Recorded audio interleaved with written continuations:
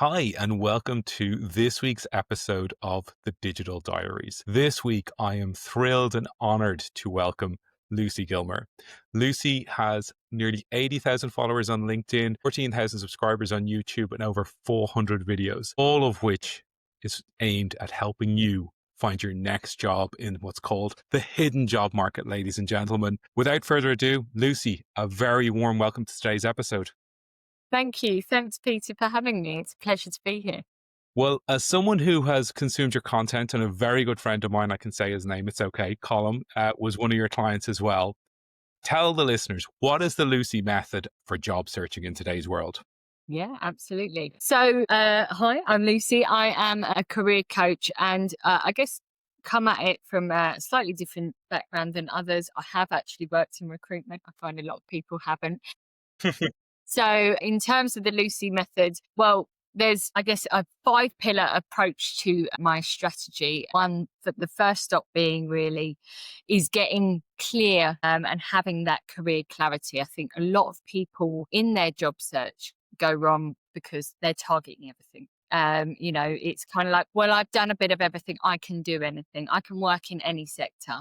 But what you need to remember is that companies don't want to hire a jack of all trades. They want the master. So getting clear, getting that career clarity is the first step on the Lucy as you call it. Once you've got that clarity, the next step, of course, is getting your CV or your resume in order, your shop window, so to speak. So your resume, your LinkedIn profile Mhm. aligned, but also set up to answer those hiring managers' questions and solve those hiring managers' problems. Again, people come at it from a different angle in the sense that they think, well, that would be good for my career journey or my career success. But again, you're thinking about it from the wrong angle. What is that company's problems and what are they looking to solve? And as soon as you can highlight how you can solve them with your skill set, with your past experiences, that's when interviews start to get it unlocked and you'll get invited in for interviews. So through my material on LinkedIn, through my material on YouTube, and of course my course, the Career Growth Accelerator program, I walk people through every step of this way, giving feedback along the way. But once you've got your shop window in order, the next part, of course, is interviews. So yeah, interviews, there's a strategy, there's a technique for every interview, and I go into great detail on that on my program, but also I cover a lot of that on my YouTube channel. So if you're wondering how to answer that tell me about yourself question or how to negotiate that your salary, all of that is on there. But once you can prepare and get yourself ready for interview, you're much more likely to close that. And interviews have got, they're quite long-winded these days. Very few companies now just have a 1 or 2 interview process. Some I'm seeing a 3, 4, 5. So, the more prepared you can be, the better, because you don't want to get through 5 rounds of interviews to then get a no. So, the better prepared, the better. But then I think, the next part that almost runs alongside all of this is personal branding. Now, most people when they think about personal branding, they're thinking about someone with a product to sell, a service to sell, a company that's selling. Actually, personal branding is now becoming such a huge thing for job seekers, for people looking for work. And Peter, I'm sure you're one testament to this. Your friend Colm, as you mentioned, is testament to this. Personal branding has opened doors that you didn't even know were there Yep.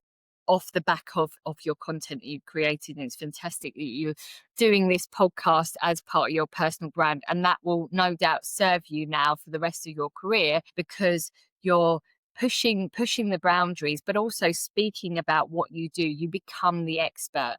And Yeah. certainly that's how I've built my business. I started with on my personal branding journey when I was working in recruitment. I actually went on a course. It was all very new then, talking about enabling your sales team or recruitment consultants to build their own personal brand under your umbrella.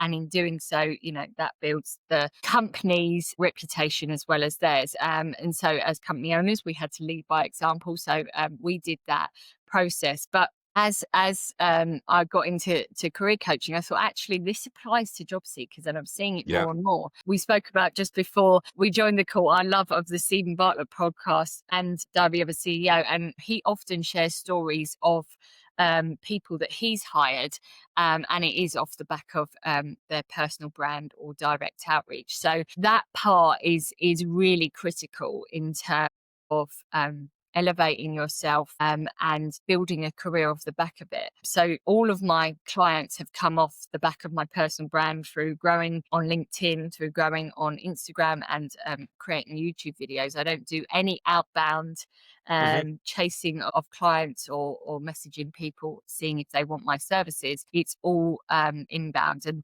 essentially that is now what you can do as a job seeker is you can get inbound leads, as Colin witnessed, as Yeah. several of my clients have witnessed, where companies, recruiters, CEOs reach out to you and say, oh, hey, I saw that post you did, or I've, been silently watching you for a while. Yeah. We're looking for a marketing manager. We're looking for a CTO. We're looking for, marketing director, or whatever it is. Let's have a conversation, and then that evolves. So that is really what the program covers, and a lot of my content that you'll see online is just helping job seekers, one, with a strategy, because at the moment the way the job market is, we're in unprecedented times.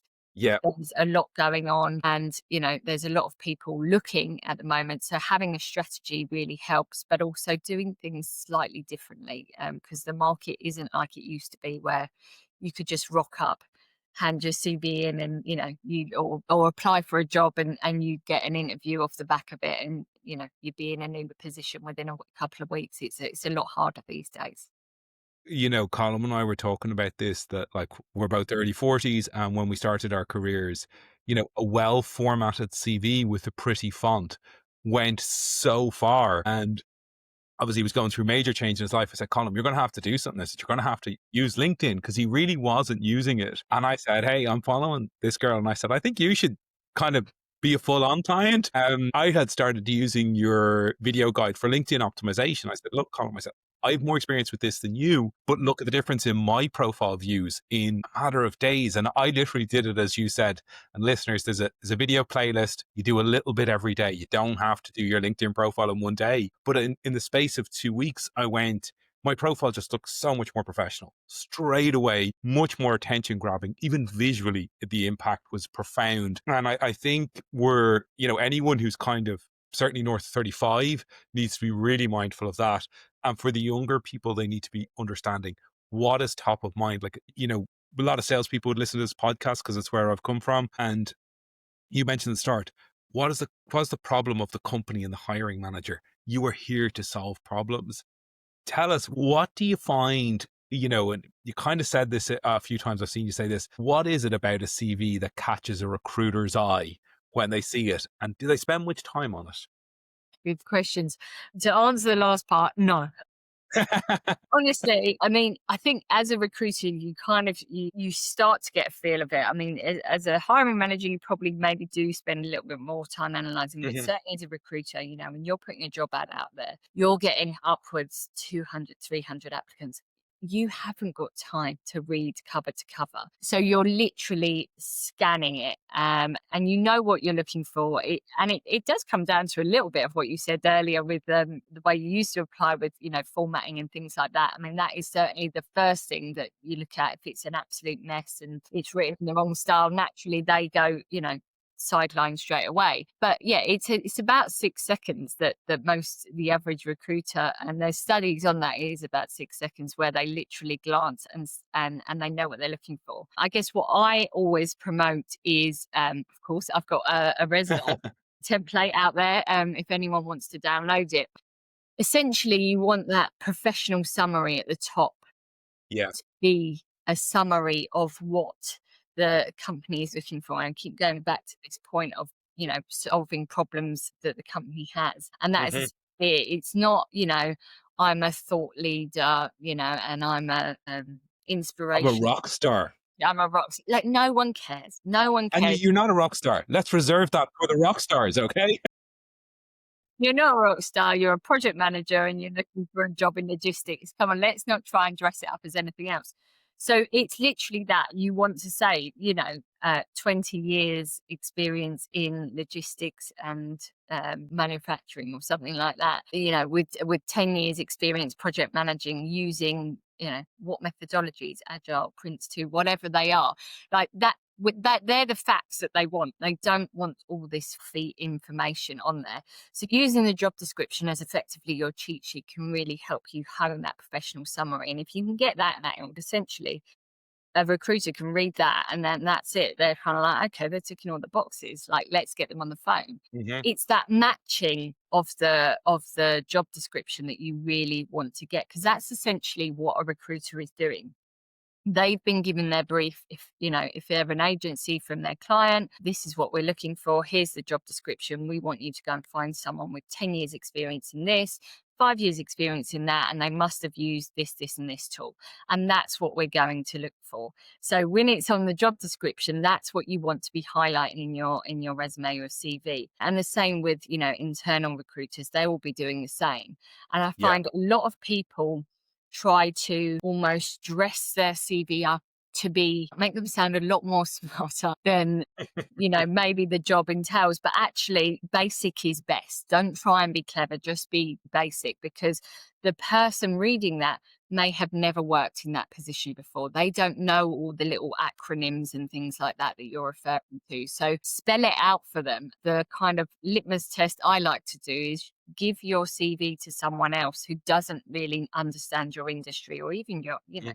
kids, depending on your breed. What does mummy or daddy do? Like, let them describe it back to you. If they can't tell you what it is you do, or your friend can't really, then you need to go back to the drawing board. It's not clear enough. And if it's not clear to them, it's not going to be clear to the recruiter. So the professional summary really needs to be a summary of what those requirements are. And then your bullet points below are, think about metrics, especially Mhm. working in sales.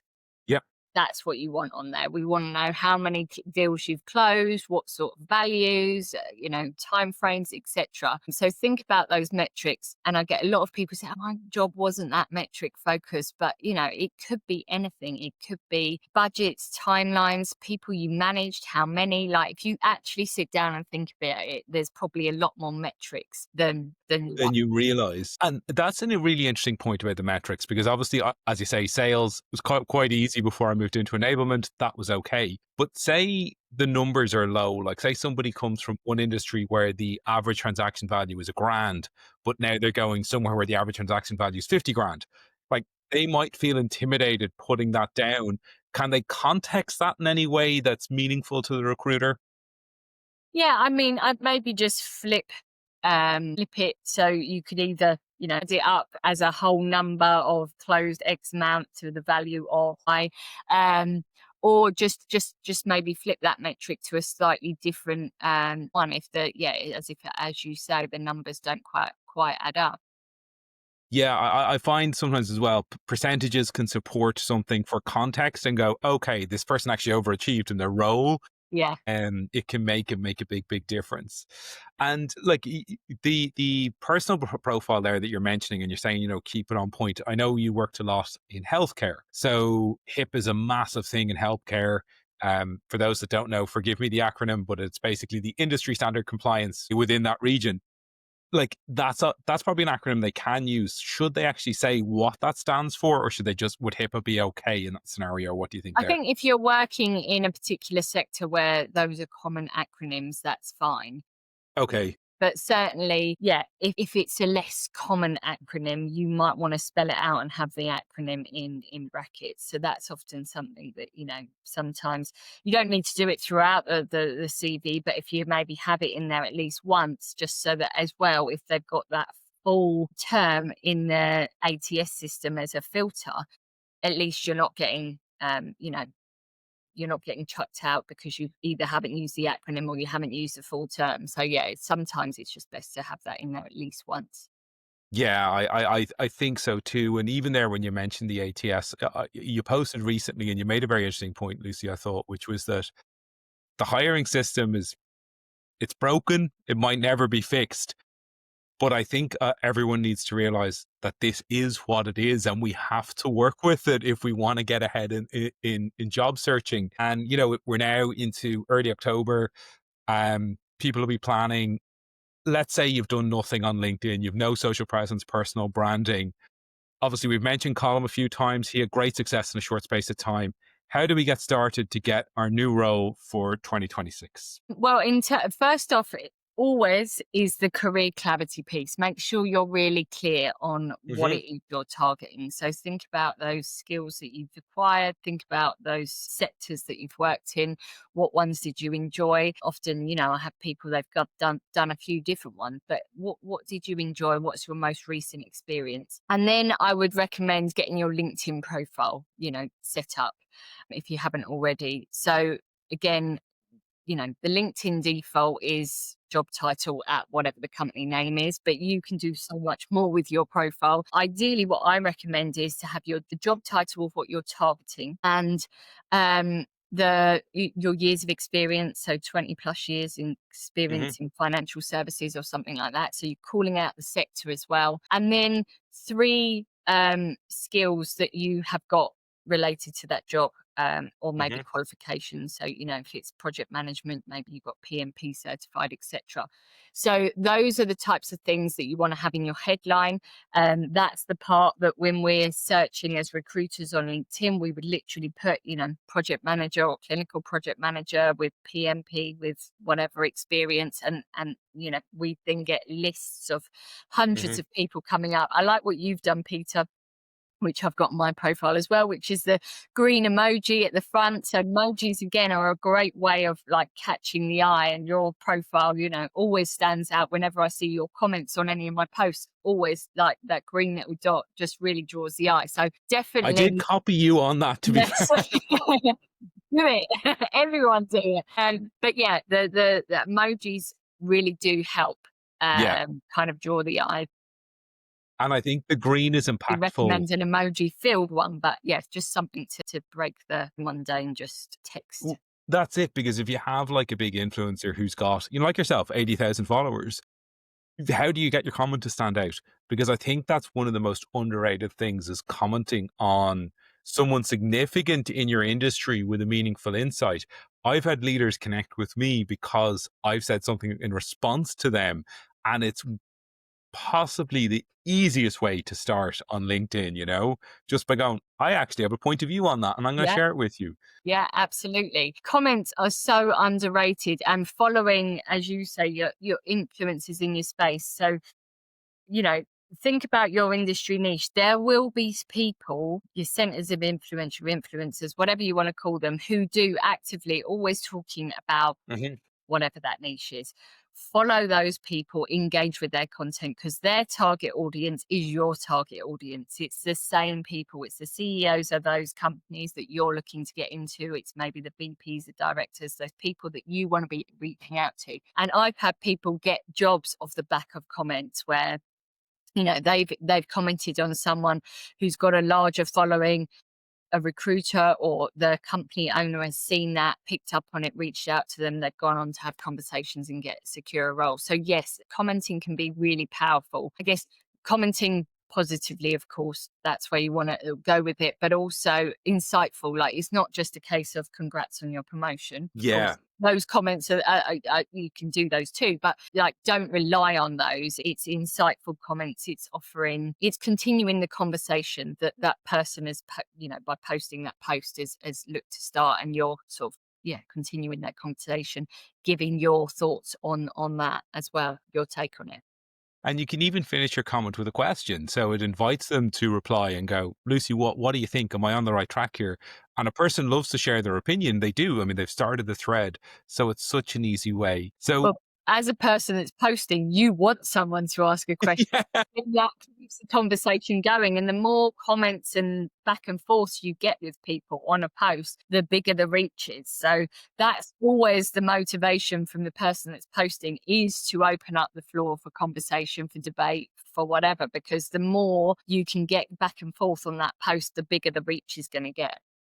completely. And then when we do see it, we put a nice comment, coming back to the LinkedIn profile. I think rule one has to be a good headshot. I mean, and you don't need to be professional here, but like the amount of profiles without them, or ones where they're at an event and there's four Yeah. people in it, like, Yeah, yeah, this isn't Facebook. You don't need to picture your family, like, or yeah, your friends at the latest festival you've been to. It should just be a headshot. And you don't need to have a professional headshot in the sense of paying out, hundreds for a photo shoot. You can literally set up your phone and just do a selfie, with a neutral background, or there's some great AI tools out there now where you can upload a couple of photos and they will recreate these headshots for you. And some of them are pretty good, actually. In fact, I used one of those AI tools for my headshot. So, it's me, but they've almost made it popping out of yeah, like you're coming towards us. yeah, so there's loads of tools out there, but yes, definitely a clear headshot of you where we can see your face. It's kind of that head and shoulders shot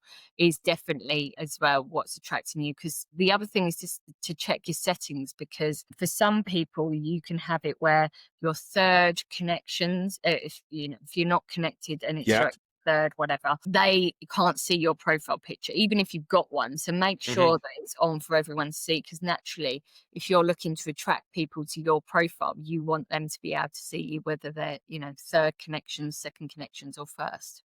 Yeah. Yeah. And let's say now, you do that, you get the nice reply, the conversation starts on LinkedIn. How does that turn into an actual conversation about a role? What typically happens there with your clients?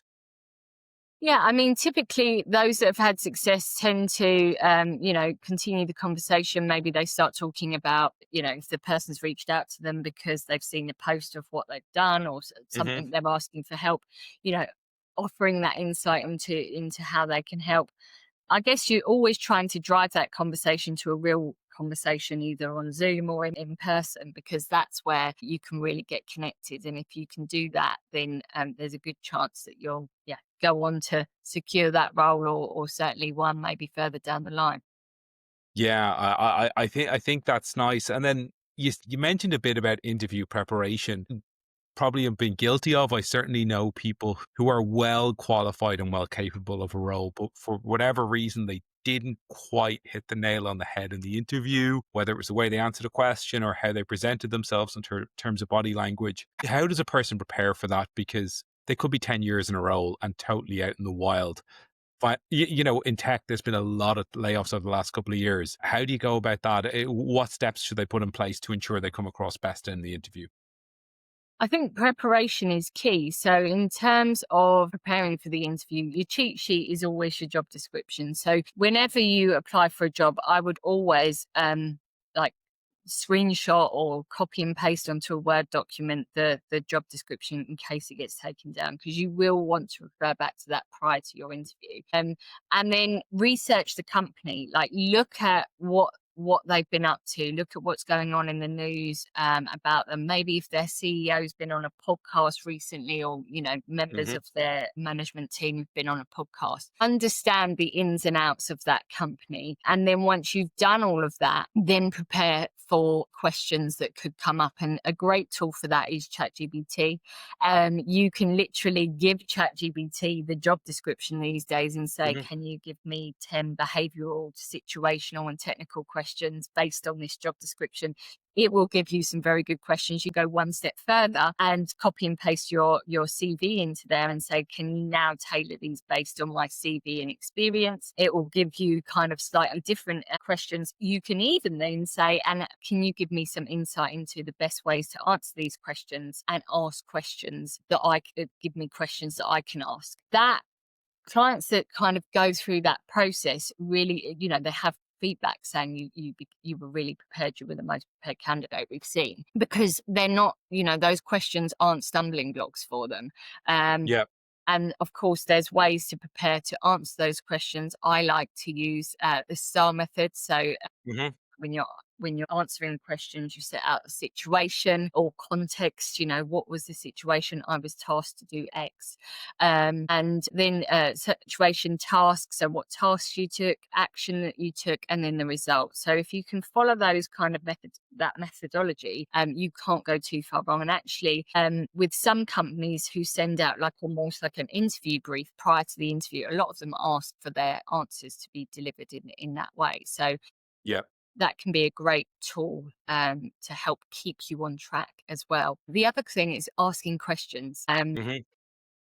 with questions to ask, and not your kind of, traditional ones where people are like, oh, what's the, pay, what's the holiday like? What's the sick like? Like, you don't ask, What's the culture like? They're never going to say it's like, awful and you're you don't never want to going to work say, here. you know, uh, ask alternative questions. How's their experience with the company been? Have a look at them on LinkedIn prior to the interview. I see where you've been in this role for 6 months. How have you found it? Like, Yeah. that's going to unearth so much more about the culture than tell me what the culture's like. Ask them, or what, since starting, what's been the biggest surprise since starting the role? Again, it's like all of a sudden they're telling you actually it's a lot more fast paced than I initially thought, and all of a sudden, you can gauge a bit more about the role than as if you'd have asked those traditional questions.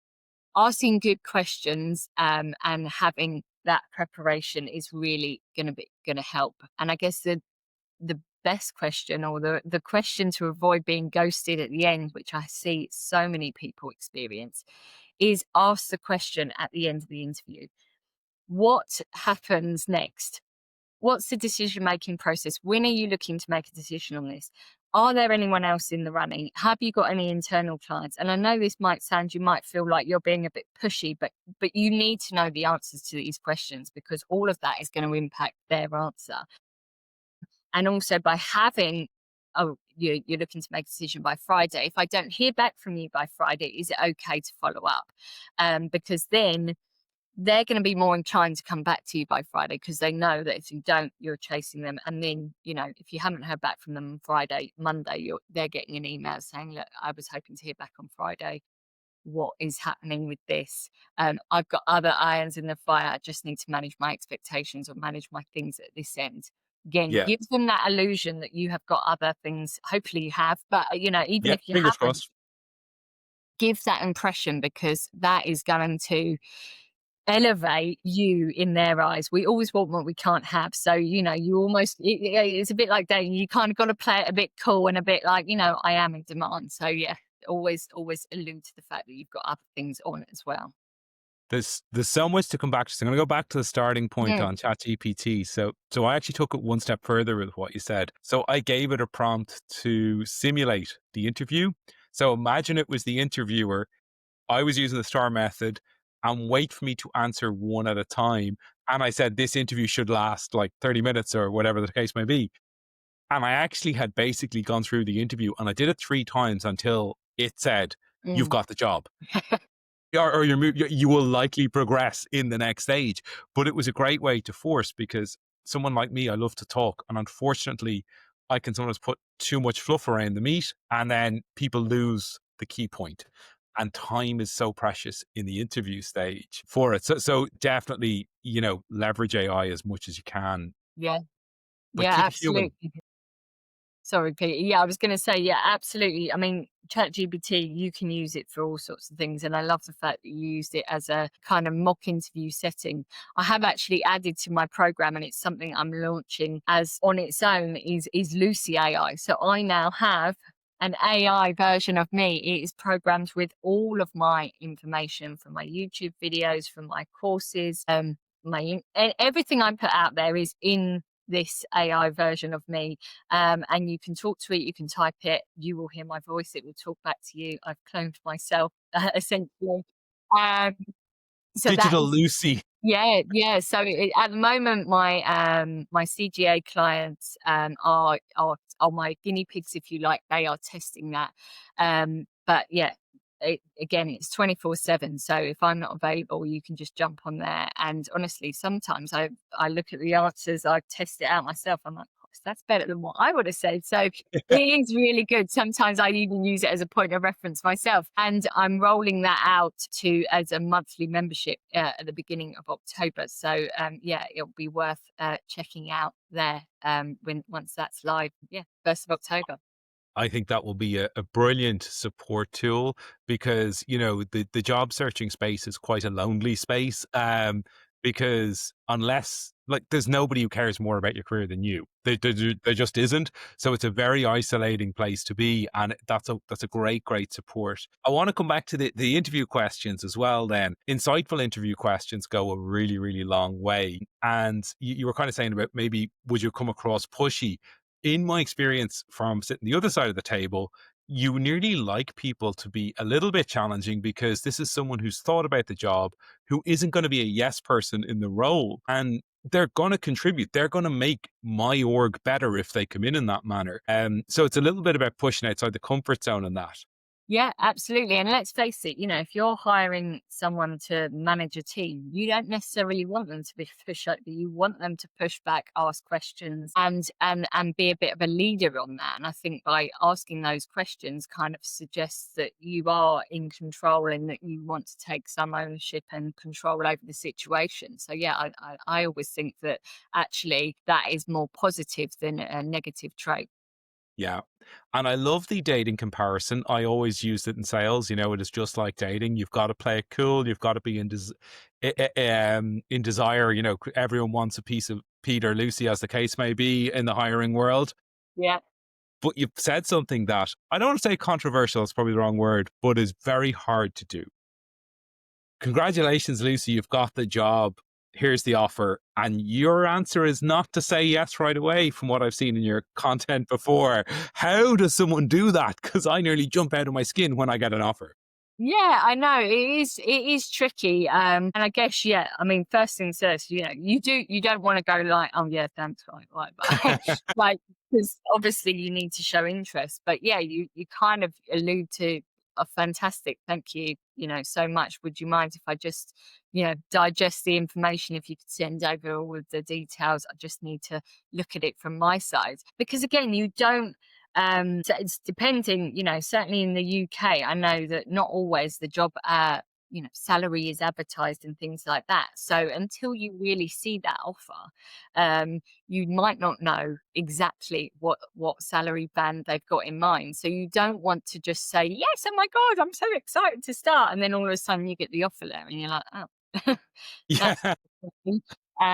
So yeah, in that sense, of course, I'm not saying to play it so cool that you seem disinterested, but there's a fine line between kind of showing your interest, but also playing it cool in the sense of like, take the time to review what's on offer here, so that you have got that opportunity to go back to them and say, well, like, if we can make this more like this, I'd say yes today. But at the moment, I've got other things going on. I've got other offers coming in, and yeah, I'm looking to get close to whatever it is you're looking to get closer to. So you mentioned a really interesting scenario now I'm thinking in my head. They don't know through the process. Let's say the initial offer that comes in is more than they expected. Say they're hoping for 45 grand and it comes in at 50. But that could be the very bottom of that salary scale. I know the answer here, but how do you have the mental fortitude to go, no, I'm going to come back and wait for this? You nearly need to prepare, kind of going, I need 24 hours to think about this, just to review everything. Can you give me an email so as I can digest it? How do you ask for, that extra 5, 10%, whatever, or 10 grand, whatever it might be? What's the way to put that makes it easy for the customer or company to go, yeah, I think you're worth it, and let's go?